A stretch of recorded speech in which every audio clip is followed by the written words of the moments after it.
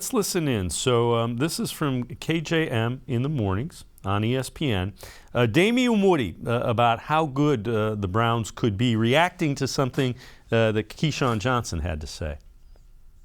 I mean, listen, it's hard to argue against Deshaun Watson, acquiring Deshaun Watson. I mean, the last time we saw Deshaun Watson was a top 5 quarterback in this league. Make no mistake about that. There's no question.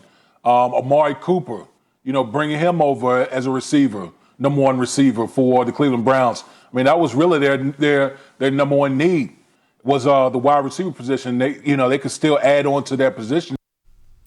So again, top 5 teams in the NFL leading into the draft. So after free agency, had the Browns at number 4, tops in the AFC. Might be a little high, but the quarterback makes a huge difference. Yeah, I necessarily don't think it's too high. I think that the Cleveland Browns got massively better. It's hard to say because I think everybody wanted to write them off.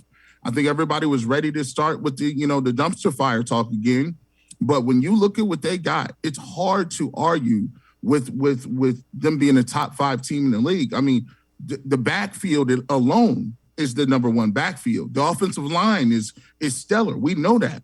The thing that the Cleveland Browns didn't have was any sort of stability at receiver. Jarvis and Odell were in and out of lineups coming off injury.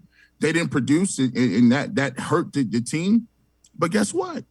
You went out and got Amari Cooper, and we just talked about how stellar he is and consistent he is. Then you're gonna really look at it and say, wow, well, they have one of the best edge rushers in the game. And when you're talking about building a team, the first thing you want to look at is edge rushers and corners. Well, they got dynamic, great ones. If they get Jadeveon Clowney back and bring him back, they got 2 of the best pass rushers. When you look at Newsom, when he's able to do, and you already have Denzel Ward, and I thought Greedy Williams had a great bounce back here. They got depth into corner positions.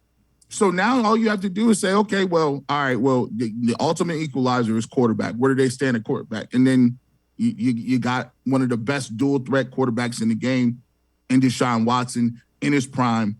And I don't understand how you don't feel like the Browns can compete. If you go position by position by position, you look, and if you want to rank the top 5 positions across the board, you're going to find the Cleveland Browns players in the name at a top 5 position.